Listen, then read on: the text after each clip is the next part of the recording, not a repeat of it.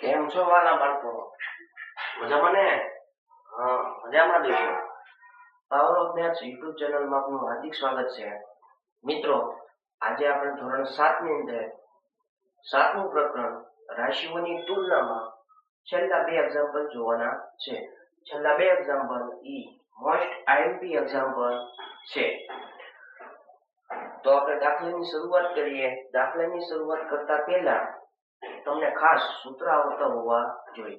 અમુક વિદ્યાર્થીને સૂત્ર આવડતું હોય I બરાબર PRT છેદમાં 100, પણ P એટલે શું, R એટલે શું, T એટલે શું ના ઈ ખબર નથી, તો આ દાખલા ગણી શકે નહીં. એટલે ખાસ સૂત્ર પાકું કરવાનું અને એના ગુજરાતી શબ્દ પણ પાકા કરવાના. 56,000 રૂપિયાનું 56,000 રૂપિયાનું. બીજું ખાસ યાદ રાખવાનું, હંમેશા વ્યાજ છે ને એ ઓછું હોય. તમારા જે પૈસા છે એના કરતા વ્યાજ કેવું હોય, ઓછું હોય. એટલે મોટી સંખ્યા છે 56,000, એ 56,000 છે એને કહેવાય P. P બરાબર 56,000 રૂપિયા. નું કેટલા ટકા? કેટલા ટકા એટલે કેટલા ટકા? તો સૂત્રમાં ટકા વાળું હતું. એ શું હતું?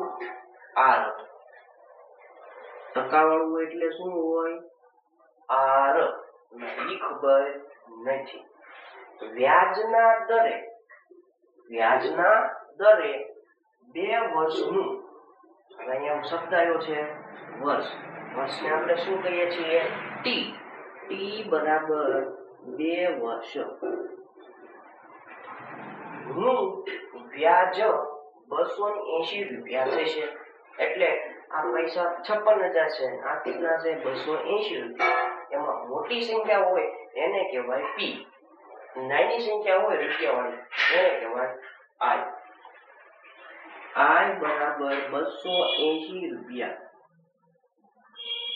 હંમેશા પૈસા મોટા કહેવાય. તો સૂત્રમાં આપણે કિંમત મૂકીએ. I બરાબર PRT એના છેદમાં 100. ઘણી સ્કૂલમાં છે આમે બીજું પણ સૂત્ર બનાવે છે, પણ આપણે બનાવવાની જરૂર નથી. કેમ? કારણ કે આપણે 7મા ધોરણમાં ભણીએ છીએ, તો ગુણાકારમાંથી ભાગાકારમાં લઈ જઈ શકાય છે ને, ભાગાકારમાંથી ગુણાકારમાં લઈ જઈ શકાય એવું તમને આવડતું હોય તો આનું કોઈ બીજું સૂત્ર યાદ રાખવાની જરૂર નથી. એક સૂત્રના આધારે આપણે દાખલો ગણી નાખીએ. I ની કિંમત આપણી પાસે છે 280. કિંમત મૂકવાની છે સૂત્રમાં 280 બરાબર P ની કિંમત આપણી પાસે છે 56,000 ગુણ્યા R ની કિંમત નથી. T ની કિંમત આપણી પાસે છે 2 એના છેદમાં 100. 0 0 ઉડી જાય. હવે આપણે ગુણાકાર કરવાનો છે, તો 280 બરાબર 560 ગુણ્યા 2 કરી શકાય? હા, 560 ગુણ્યા 2. 0 6 ગુણ્યા 12 વધી 1 5 દુ 10 10 ને 1 11 1120 ગુણ્યા R. નીચે 1 છે, લખવાની જરૂર નથી. હવે આપણે R ની કિંમત મેળવી છે, તો બેનો સંબંધ ગુણાકારનો છે અને ભાગાકારમાં લઈ જાઓ તો R બરાબર 280 છેદમાં 1120. ઉપર નીચે 0 0 ઉડી. હવે 28 ના ઘડિયામાં 112 આવે. 28 નો ઘડિયો તો આવતો નથી, પણ દાખલો ગણી જશે. 28 ગુણ્યા 3 લો, 3 8 24 વધી આવી 2 3 દુ 6 6 ને 2 8. આપણે લાવવાના છે 112, છેદ ઉડતા નથી. આગળ જઈએ. 28 ગુણ્યા 4 4 8 32 વધી આવી 3 4 દુ 8 8 ને 3 11.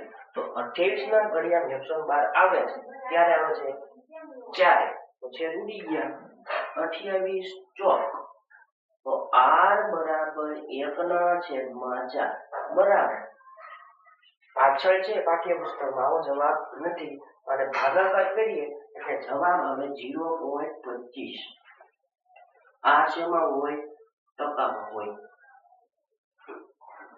એટલે આ બંને જવાબ સાચા કહેવાય. ત્યાર પછી છેલ્લા નંબરનો એક્ઝામ્પલ જો મીના તેણે વ્યાજે લીધેલ રકમ અને ખબર પડી નહીં એટલે વ્યાજે લીધેલ રકમ એટલે કેટલે લેવા ગઈ હતી એ ખબર નથી. વાર્ષિક 9% ટકાવાળું એટલે શું r બરાબર 9%. ત્યાર પછી અહીંયા બીજો શબ્દ છે એક વર્ષ એટલે t બરાબર 1 વર્ષ. હું વ્યાજ હંમેશા તમે જે પૈસા લેવા જાઓ છો સંખ્યા કેવી હોય મોટી ના કેવી છે નાની. એનો મતલબ આને શું કહી શકાય i કહેવાય. i બરાબર 45 રૂપિયા. તો વ્યાજે લીધેલ રકમ શોધો એટલે કે જે મીના શરૂઆતમાં કેટલા રૂપિયા લેવા ગઈ હતી એ ખબર નથી એને શું કહેવાય p. તો સૂત્ર i બરાબર PRT એના છેદમાં 100. i ની કિંમત આપણી પાસે છે 45 બરાબર p ની કિંમત નથી r ની કિંમત 5 t ની કિંમત 1 એના છેદમાં 100. એના છેદ ઉડાડી દઈએ 5 ના ઘડિયામાં 100 આવે 20 પંચા 100 તો 45 બરાબર p ઉપર 1 લખવાની જરૂર નથી એના છેદમાં 20. આ 20 ભાગાકારમાં છે એને ગુણાકારમાં લઈ જઈએ તો p બરાબર 45 ગુણ્યા 20 તો p બરાબર 45 ગુણ્યા 90 એટલે 900 રૂપિયા. એટલે મીના છે એ 900 રૂપિયા લેવા ગઈ હતી તો કેટલા રૂપિયા વ્યાજ થયું 45 રૂપિયા વ્યાજ થાય. દાખલો છે IMP છે અને જો તો થોડો સાદુરૂપ છે તો તમે કિંમત આપો તો જવાબ આવી જશે. મિત્રો ચેનલને લાઈક શેર અને સબસ્ક્રાઇબ કરવાનું ભૂલતા નહીં અને તમારા મિત્રોને પણ આ વિડીયો શેર કરવાનું છે. ઘણા વિદ્યાર્થી મિત્રો છે વિડીયો તો જોવે પણ શરૂઆતનું 2-3 મિનિટ જોવે અને પછી અર્ધ વચ્ચે વિડીયો છોડી દે તો એવું ન કરતા તો દાખલા તમને બરોબર આવશે નહીં એટલે ખાસ વિડીયો સંપૂર્ણ જોઈ લેવો.